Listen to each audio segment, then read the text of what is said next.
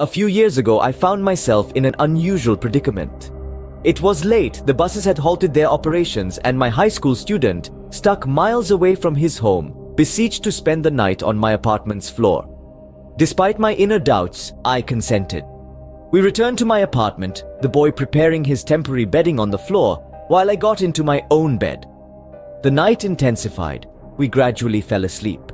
In the dead of night, around 2 a.m, I was awakened by the boy. Starving, he insisted we go out for food. Disbelief washed over me. "It's 2 a.m, go back to sleep," I protested, but he would not budge, insisting we leave the apartment. Much persuasion, I finally agreed, and we ventured out into the stillness of the early morning. Once I hit the street, my hunger pangs mysteriously disappeared. I turned to Minji and confessed, "I'm not hungry. I woke up in the middle of the night and looked under your bed. There's a man sleeping there." A wave of terror swept over me as I quickly contacted the police. The authorities discovered a homeless man had been secretly living under my bed for over 2 months. Was arrested without incident, but the chilling discovery left a haunting imprint on my mind. In the end, what I thought was just a strange late-night hunger pang morphed into a bone-chilling revelation.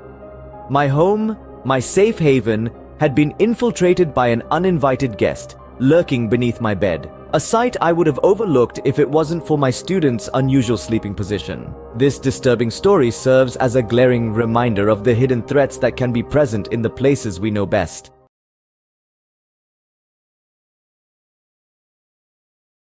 I was about 16 years old and worked as a hostess for a local steakhouse. I got off work at 10 p.m. and when I got home, my mom's car was gone, but my dad's truck was in the driveway.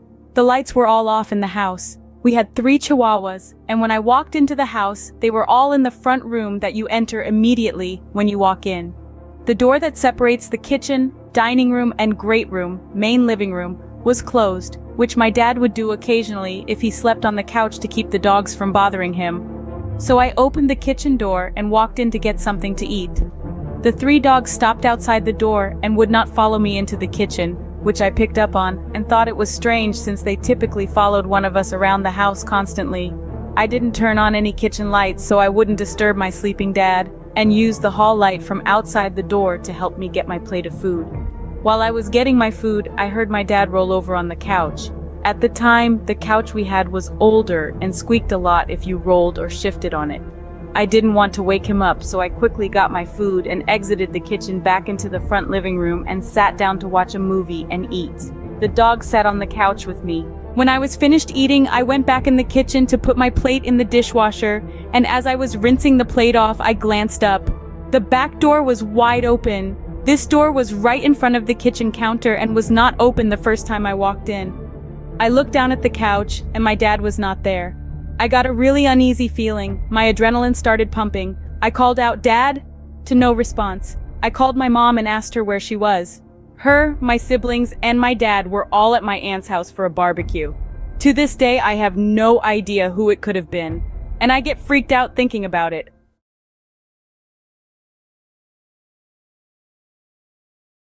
Imagine, 13 years old, home alone. An average afternoon turns into a terrifying surprise.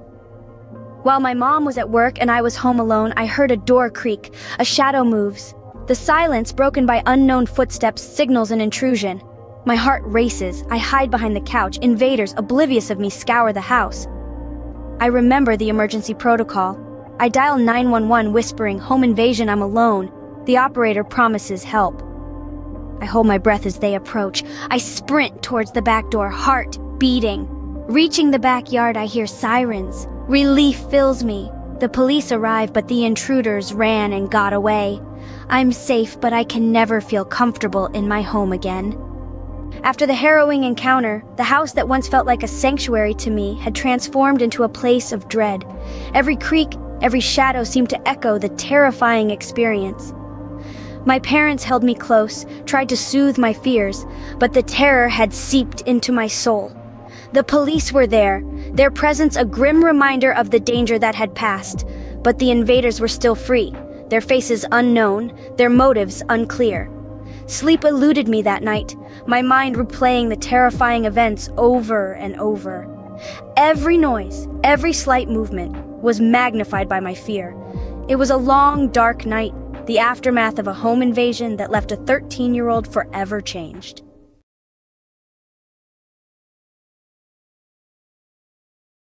Imagine waking up to find out that someone was in your apartment while you were asleep. That's the chilling reality I found myself facing one eerie morning. The night before had been like any other.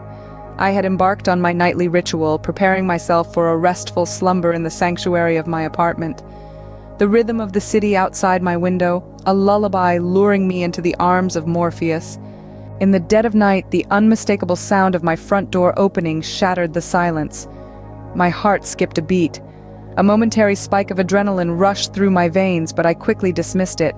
My sister, the only other person with a key to my apartment, had a knack for showing up unannounced, typically after a fight with her boyfriend. I assumed she was seeking refuge here, as she had done so many times before. The sound of movement filled my apartment, echoing off the walls. It was the familiar dance of her settling in, perhaps making herself something to eat in the kitchen. The noise soon faded into the background, and sleep reclaimed me in its comforting embrace. As dawn broke, I stirred from my slumber. I expected to find my sister asleep on my couch, but instead, I was greeted with an empty apartment. My mind raced. Where was she? It was only 5 in the morning. Surely she wouldn't have left so early. I reached for my phone, shooting her a quick text. "Did you come over last night?" Her reply was swift, and it sent a chill down my spine. "No," she texted back. Suddenly, the events of the night took on a sinister tone. If it wasn't my sister who had been in my apartment, then who was it? I inspected my doors. To my horror, I discovered that the door to the outside, which I rarely used, was left unlocked. A cold shiver ran down my back. The safety of my sanctuary had been breached, yet nothing was stolen. My electronics, although not worth much, were still in their rightful places. The intruder had left no trace of their visit, save for the unlocked door and the unsettling feeling of violation that now filled my apartment. This tale is a haunting reminder of the fragility of our perceived safety and the invisible boundaries we trust others to respect. The feelings it evokes are complex and unsettling, a blend of fear, confusion, and violation. It's a chilling narrative that highlights the importance of vigilance and the sometimes illusionary nature of security. So next time you hear a noise in the night, will you dismiss it as easily? Or will you check, just to be sure? Because sometimes the things that go bump in the night are not just figments of our imagination. Sometimes they're all too real.